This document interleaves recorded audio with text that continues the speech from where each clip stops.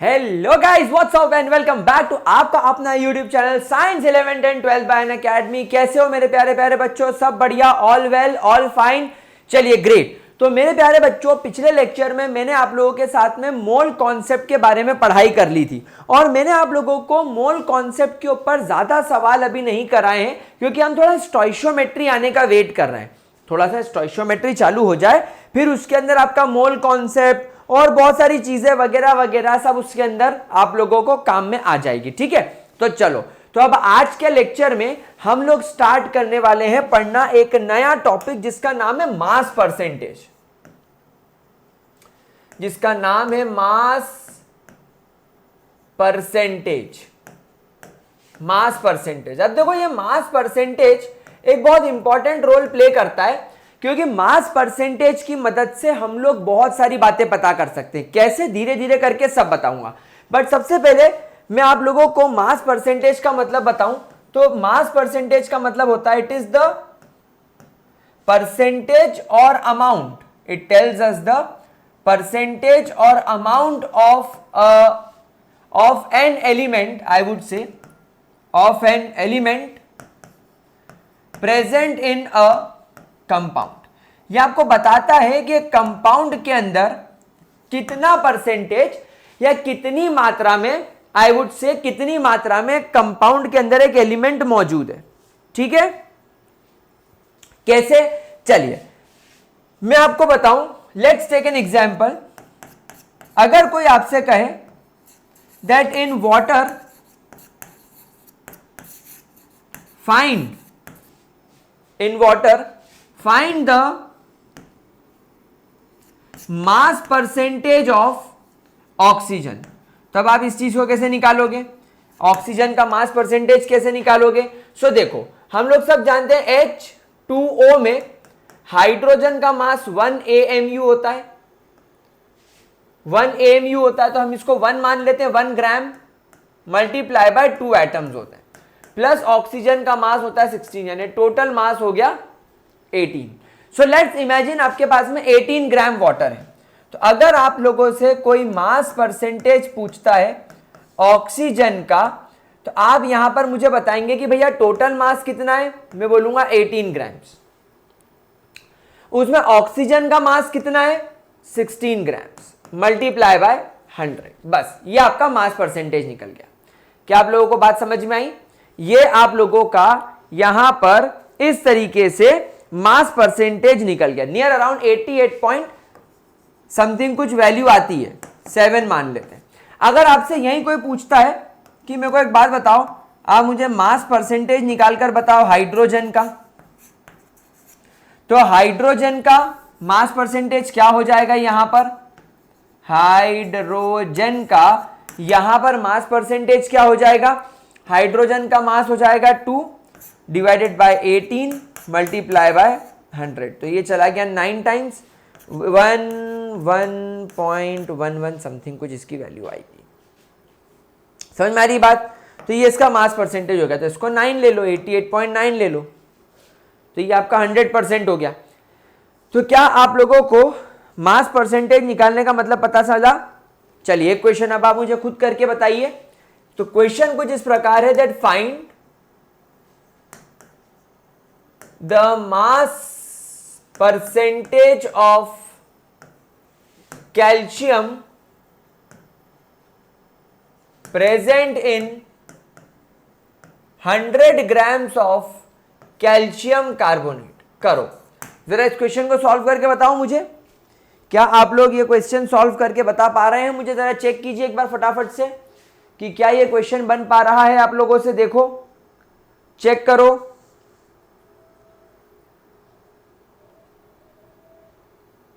Observe करो इस question को, ऑब्जर्व करो कि क्या आप लोगों से ये बन पा रहा है।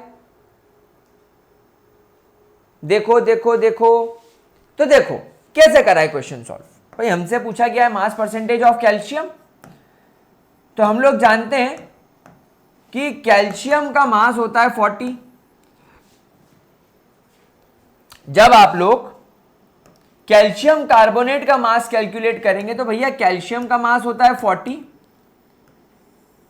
कार्बन का मास होता है 12 और ऑक्सीजन का मास होता है 16, लेकिन ऑक्सीजन के मेरे पास में एटम है 3, तो ये हो जाएगा 52 प्लस 48 यानी कि 100।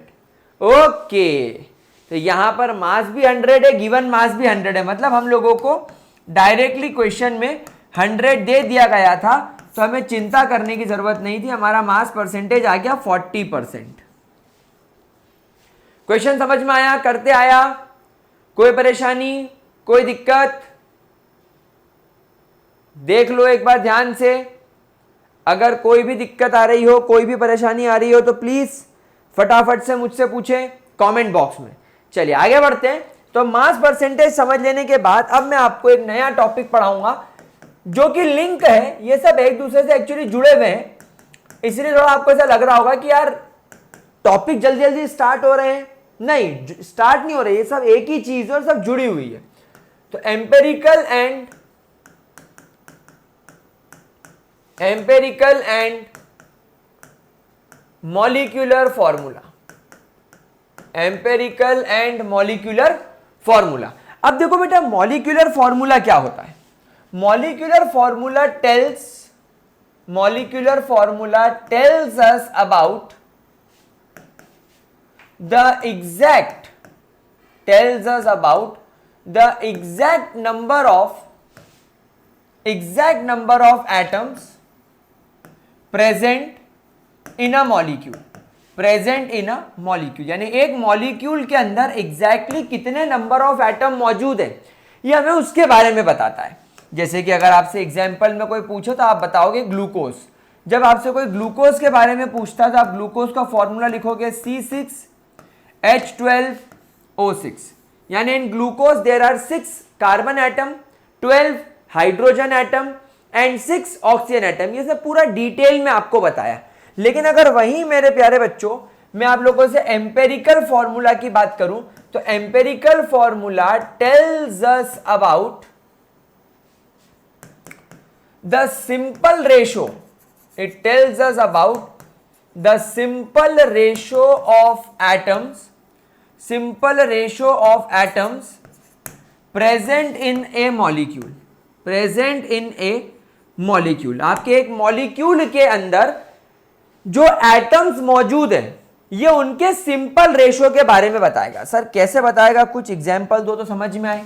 तो जरा हम इसका एग्जाम्पल उठाकर देखते हैं, वही बात करेंगे ग्लूकोज की। अब देखो ग्लूकोज के अगर मैं एम्पेरिकल फॉर्मूला की बात करूं तो क्या आप सब लोग यहां पर ऑब्जर्व कर पा रहे हैं कि यहां पर ग्लूकोज में 6 कार्बन,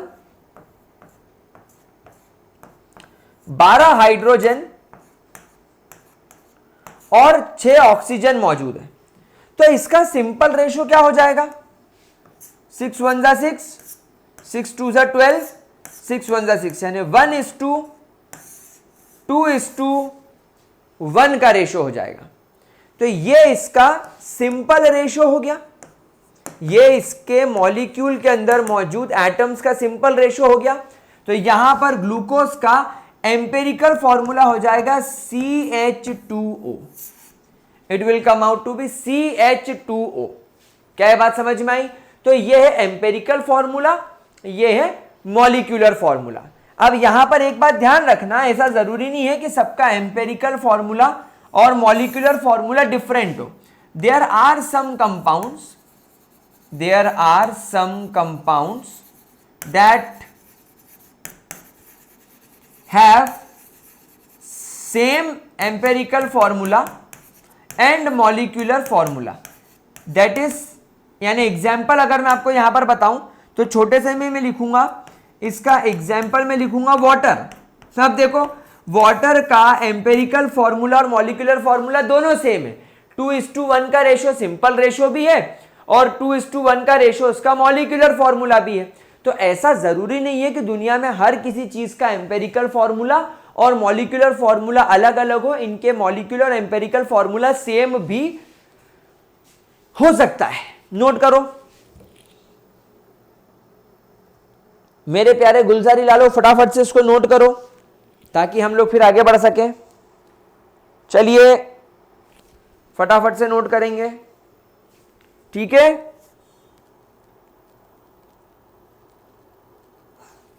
कोई परेशानी? पक्का?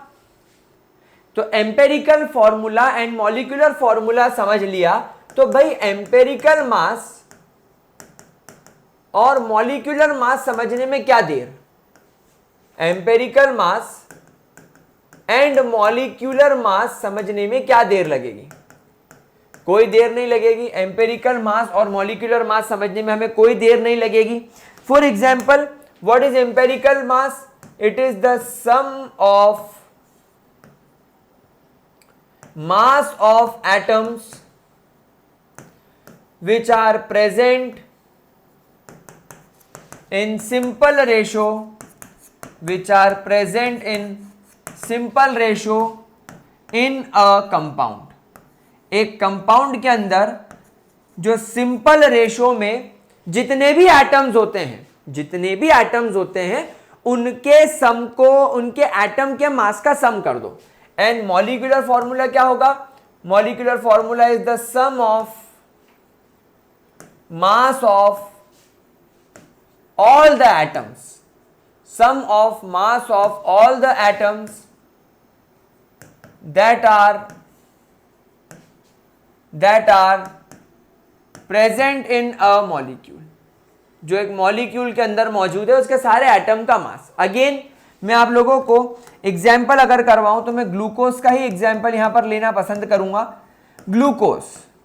ग्लूकोज का मॉलिक्यूलर फॉर्मूला होता है C6H12O6।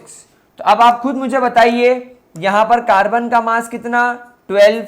कार्बन के एटम कितने? 6। मुझे बताइए हाइड्रोजन का मास कितना? 1। हाइड्रोजन के एटम कितने? 12 प्लस।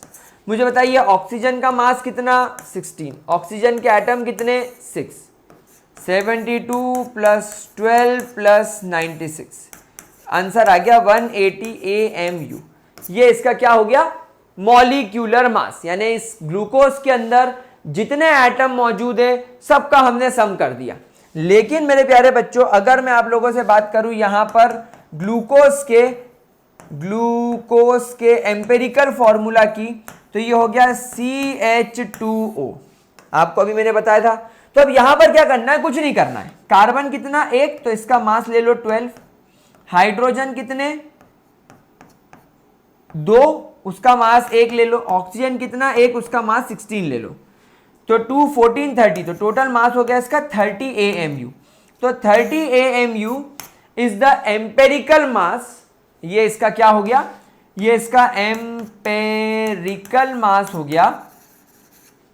किसका? ग्लूकोज का। और ये मॉलिक्यूलर मास हो गया। किसका हो गया? ग्लूकोज का। क्या ये बात सब लोगों को समझ में आई? क्या इसके अंदर किसी भी तरीके की कोई भी दिक्कत, कोई भी परेशानी? अब एक बड़ा इंटरेस्टिंग फैक्टर देखा गया कि अगर आपने यहां पर मॉलिक्यूलर मास, अगर आपने यहां पर मॉलिक्यूलर मास को, अगर आपने यहां पर एम्पेरिकल मास से डिवाइड कर दिया, तो यहां पर आपको वैल्यू मिलेगी n। यहां पर आपको वैल्यू क्या मिलेगी? n। और ये जो n होगा, ये हमेशा देखा गया है कि n कभी भी डेसिमल, फ्रैक्शन या नेगेटिव नहीं होता। n 1 हो सकता है, 2 हो सकता है, 3 हो सकता है, 4 हो सकता है, 5 हो सकता है, 6 हो सकता है, लेकिन कभी भी डेसिमल वेसिमल नहीं होगा, कभी भी इंटीजर नहीं होगा, कभी भी फ्रैक्शन में नहीं आएगा। क्या ये बात सब लोग समझ पा रहे हैं? क्या ये बात सबको समझ में आ रही है? पक्की बात? कोई दिक्कत? अब देखो एक्चुअली क्या होता है, अब यहां पर एक बहुत इंपॉर्टेंट सवाल आता है। सवाल क्या आता है कि मैंने आपको यहां पर मास परसेंटेज क्यों सिखाया, एम्पेरिकल मास क्यों सिखाया, मोलर मास क्यों सिखाया? अब मैंने आपको ये सारी बातें क्यों सिखाई? ये सारी बातें मैंने आप लोगों को इसलिए सिखाई ताकि जब मैं लेबोरेटरी में जाऊंगा, तो लेबोरेटरी में जाने के बाद मेरे को यह थोड़ी पता चलेगा कि मुझे जो एक सैंपल दिया गया है वो किस टाइप का है। यानी जब मैं लैब में जाऊंगा तो मेरे पास में एक सैंपल होगा, एक पाउडर होगा। अब उस पाउडर का मैं एनालिसिस करूंगा। तो एक पाउडर के एनालिसिस करने पर मुझे पता चला that on analysing a sample it was observed that it contains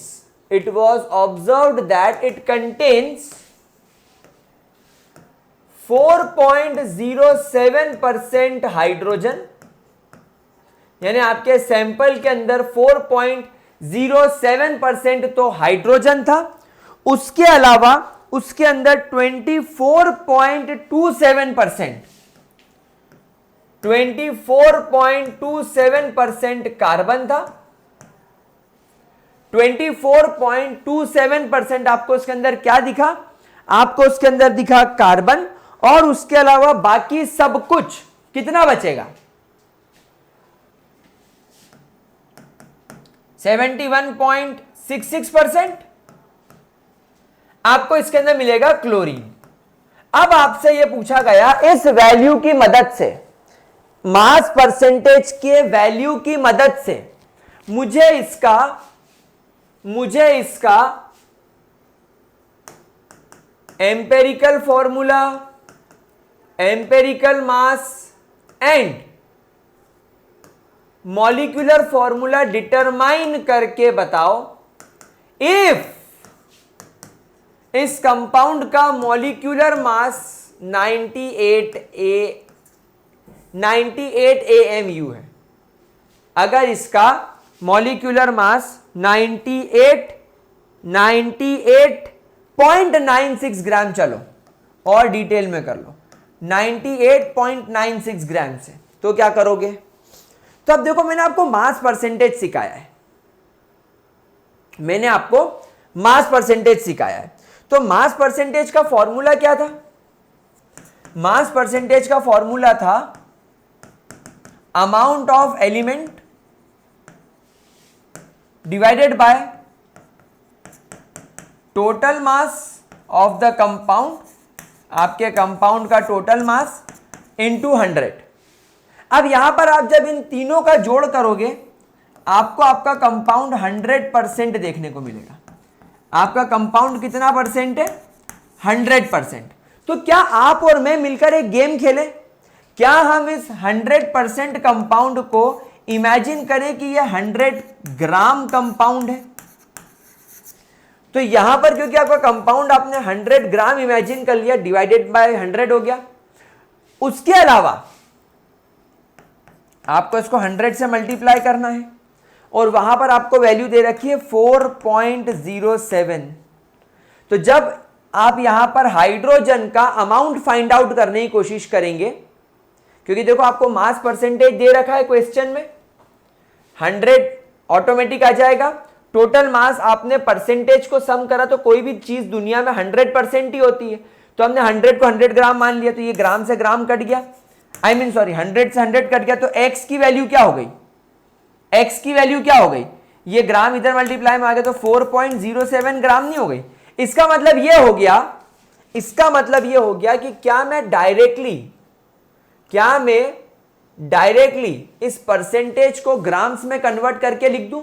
बिल्कुल, आप डायरेक्टली परसेंटेज को ग्राम्स में कन्वर्ट करके बिना किसी चिंता के लिख सकते हो।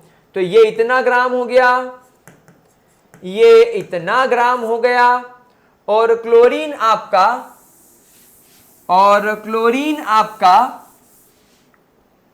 इतना ग्राम हो गया। ठीक है, तो हमने यहां पर क्या करा? हमने यहां पर कन्वर्ट कर लिया,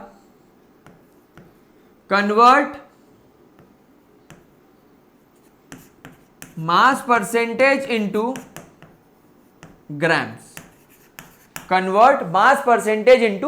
ग्राम्स। आपने क्या करा? इसको मास परसेंटेज को ग्राम्स में कन्वर्ट कर लिया।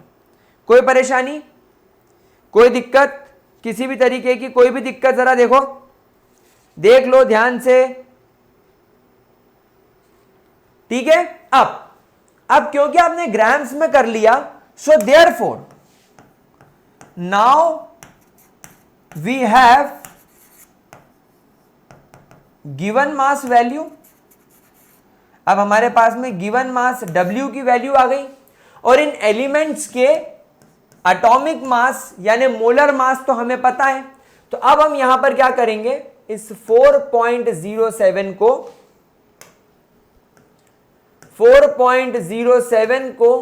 1 से डिवाइड करेंगे।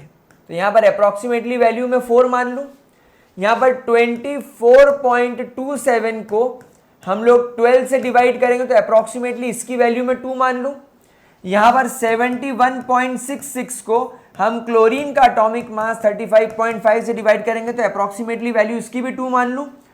तो यहां पर हम लोगों ने इस स्टेप में क्या करा, इस स्टेप में हम लोगों ने क्या करा, इस स्टेप में हम लोगों ने कन्वर्ट करा, we convert the given mass into moles. हमने गिवन मास को क्या करा, हमने गिवन मास को यहां पर मोल्स में कन्वर्ट कर लिया। क्या ये बात समझ में आ गई? So now therefore we got moles. हम लोगों को क्या मिल गए यहां पर, हम लोगों को यहां पर मोल्स मिल गए। ठीक है, अब क्या करेंगे, अब हम लोग यहां पर देखेंगे कि क्या हम इसका सिंपल रेशो निकाल सकते हैं। तो देखो, सिंपल रेशो निकालने के लिए जो सबसे छोटा नंबर होता है उससे सबको डिवाइड कर दो। तो 4 को 2 से डिवाइड कर दिया, 4 2 2, सबसे छोटा नंबर 4 और 2 में कौन है, 2, तो हमने सबको 2 से डिवाइड कर दिया, हमने सबको 2 से डिवाइड कर दिया। तो जब हमने सबको 2 से डिवाइड करा तो यहां पर वैल्यू आ गई 2, यहां पर वैल्यू आ गई 1, यहां पर वैल्यू आ गई 1। तो ये हमें क्या मिल गया, ये हमें यहां पर मिल गया इसका सिंपल रेशो ऑफ मोल्स। हमें मोल्स का यहां पर क्या मिल गया, सिंपल रेशो। और आप लोग तो जानते हो कि एम्पेरिकल फॉर्मूला क्या होता है, हम लोग सब जानते हैं कि एम्पेरिकल फॉर्मूला क्या होता है। अरे सर, एम्पेरिकल फॉर्मूला तो सिंपल रेशो होता है। तो यहां पर आप देखो, आपके पास में कार्बन कितना है, 1, हाइड्रोजन कितना है, 2, और क्लोरीन कितना है, 1। तो ये बन गया आपका एम्पेरिकल फॉर्मूला। अरे वाह वाह वाह, अरे वाह वाह वाह। अच्छा, यहां पर अब एम्पेरिकल मास निकाल लेते हैं। एक कार्बन का मास 12, 2 हाइड्रोजन का मास 2, और एक क्लोरीन का मास 35.5। तो ये टोटल कितना हो गया, 5 6 7 8 9 3 4 49.5। ये आपका एम्पेरिकल फॉर्मूला हो गया, ये आपका क्या हो गया, एम्पेरिकल मास हो गया, सॉरी। अच्छा, क्वेश्चन में मोलर मास आपको गिवन है, दैट इज 98.96। तो यहां पर आप n निकाल लो। n क्या होता है, molar mass divided by empirical मास, यानी 98.96 डिवाइडेड बाय 49.5। तो वैल्यू आ गई इसकी कितनी, 2। इसकी वैल्यू कितनी आ गई, कितनी आ गई मेरे प्यारे बच्चों, इसकी वैल्यू बताओ बताओ, टेल 2 आ गई, वैल्यू आ गई 2। ठीक है, कोई परेशानी? अब यहां पर एक चीज और सुनो, अब यहां पर एक चीज और सुनो। अगर आप आपके एम्पेरिकल फॉर्मूला को n से मल्टीप्लाई करते हो तो it will give you molecular formula. ये बिल्कुल वही फॉर्मूला है जिसमें भी आपने देखा था कि molecular mass divided by empirical mass is equal to 10। So therefore molecular mass is equal to n multiply by empirical mass. तो यही तो हमने करा, हमने यहां पर एम्पेरिकल मास की जगह एम्पेरिकल फॉर्मूला ले लिया। n तो n की जगह पर ही है और मॉलिक्यूलर मास की जगह मॉलिक्यूलर फॉर्मूला आ गया। तो अब मुझे एक बात बताओ कि आपका यहां पर एम्पेरिकल फॉर्मूला कितना है, CH2Cl मल्टीप्लाई बाय n की वैल्यू आई 2। तो यहां पर आपको मॉलिक्यूलर फॉर्मूला मिल जाएगा, कितना हो जाएगा, 2 इधर मल्टीप्लाई हो जाएगा तो हो जाएगा C2H2 से मल्टीप्लाई हो जाएगा तो 4, और ये हो जाएगा Cl2। तो ये हो जाएगा इसका मॉलिक्यूलर फॉर्मूला। तो this is the molecular formula. ठीक है, समझ में आया?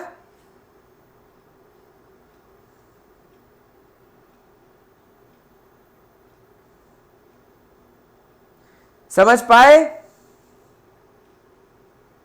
देख लीजिए एक बार। अच्छे तरीके से इसको ऑब्जर्व कर लो, ठीक है, कोई दिक्कत इसमें, कोई परेशानी इसमें नहीं। चलिए एक क्वेश्चन और करते हैं। कार्बन 80% और हाइड्रोजन 20% है और मॉलिक्यूलर मास 30 है, तो मॉलिक्यूलर फॉर्मूला निकालना है। क्वेश्चन क्या है,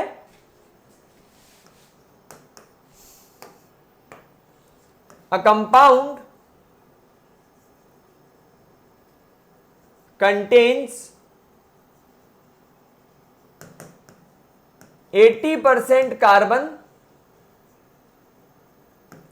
and 20% hydrogen.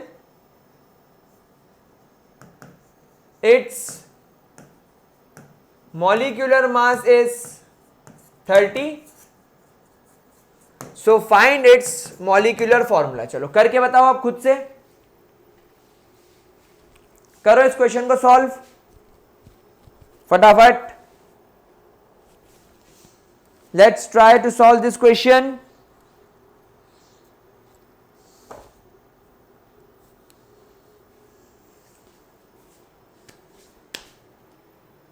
देखो देखो बन रहा है क्या है क्वेश्चन, चेक करो।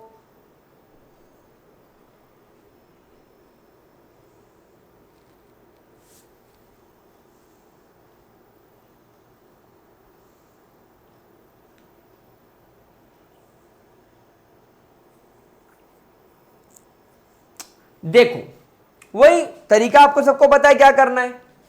सबसे पहले आप लोग क्या करेंगे, आप लोग यहां पर लिखेंगे कार्बन 80%, हाइड्रोजन 20%, दोनों का टोटल हो गया 100%, यानी आपका जो कंपाउंड बना वो 100 ग्राम बना। तो जब आप 100 ग्राम कंपाउंड को कार्बन के लिए फाइंड आउट करेंगे, यानी आपका टोटल अमाउंट हो गया 100 ग्राम। कार्बन हमारे पास में x है, multiply by 100 is equal to इसका 80% है, तो आपको अमाउंट ऑटोमेटिकली मिल गया 80 ग्राम। मतलब हम लोगों को परसेंटेज को सीधा ग्राम्स में लिख देना बिना चिंता करें। तो कार्बन मेरे पास में हो गया 80 ग्राम और हाइड्रोजन मेरे पास में हो गया 20 ग्राम। अब मेरे को इनके मोल्स निकालने हैं, तो मैं इनके मोल्स निकालने के लिए क्या करूंगा, 80 को डिवाइड करूंगा 12 से, 12 6 72.66 इसके मोल्स हो गए। हाइड्रोजन का मास 20 है, 1 से डिवाइड करूंगा तो इसका मास हो गया आपका 20। अब मोल्स पता चल जाने के बाद मुझे इसका सिंपल रेशो निकालना पड़ेगा। तो 6.66 को मैं 6.66 से डिवाइड करूंगा तो इसकी वैल्यू मिल गई 1, और जब मैं 20 को 6.66 से डिवाइड करूंगा तो 6 3 18 होता है, यानी अप्रोक्सीमेटली इसका आंसर मुझे 3 ही मिलेगा अप्रोक्सीमेटली। तो यहां पर मुझे सिंपल होल नंबर रेशियो मिल गया। तो अब क्योंकि यहां पर मुझे सिंपल रेशियो मिल गया मोल्स का, यहां पर मुझे मोल्स मिल गए, है ना, तो एम्पेरिकल फॉर्मूला क्या बन जाएगा, 1 कार्बन और 3 hydrogen, CH3 is the empirical formula. तो एम्पेरिकल मास कितना हो जाएगा, 12 + 3 यानी कि 15। मॉलिक्यूलर फॉर्मूला क्वेश्चन में गिवन है यानी कि 30। तो मुझे बताइए n का फॉर्मूला क्या होता है, molecular mass upon empirical mass, 30 divided by 15 यानी कि 2। सो नाउ यहां पर आपको मॉलिक्यूलर फॉर्मूला निकालना है। तो molecular formula is n multiply by empirical formula, n की value 2, empirical formula is CH3, तो आपका फाइनल आंसर आ गया C2H6। समझ में आ गई बात मेरे प्यारे बच्चा, और हमारा प्यार प्यार गुलजारी लालो, क्या तुम लोगों को जवाब समझ में आया, क्या इस प्रकार से तुमको क्वेश्चन करना आया, बहुत बढ़िया। तो इसी के साथ हम लोगों का ये वाला पार्ट कंप्लीट होता है। अब मैं आप लोगों से मुलाकात करूंगा अगले लेक्चर में, और हम लोग स्टार्ट करेंगे अगले लेक्चर में stoichiometry. Stoichiometry is again going to be a very important topic. हम लोगों के लिए बहुत ज्यादा इंपॉर्टेंट टॉपिक है, क्योंकि स्टोइशियोमेट्री ना केवल इस चैप्टर में बल्कि थ्रू आउट द केमिस्ट्री घूमती रहेगी आसपास, घूमती रहेगी हमारे आसपास। तो स्टोइशियोमेट्री इज वेरी इंपॉर्टेंट। तो आई होप आप लोगों को ये वाला पार्ट पूरा अच्छे तरीके से समझ में आ गया होगा, आपको इसके अंदर किसी भी तरीके की दिक्कत नहीं होगी। अगले लेक्चर में मैं आप लोगों के साथ में स्टार्ट करूंगा स्टोइशियोमेट्री, लिमिटिंग रिएजेंट्स, और उसके ऊपर कुछ क्वेश्चंस भी करेंगे। आज का लेक्चर यहीं खत्म करते हैं। Thank you so much for joining, bye bye.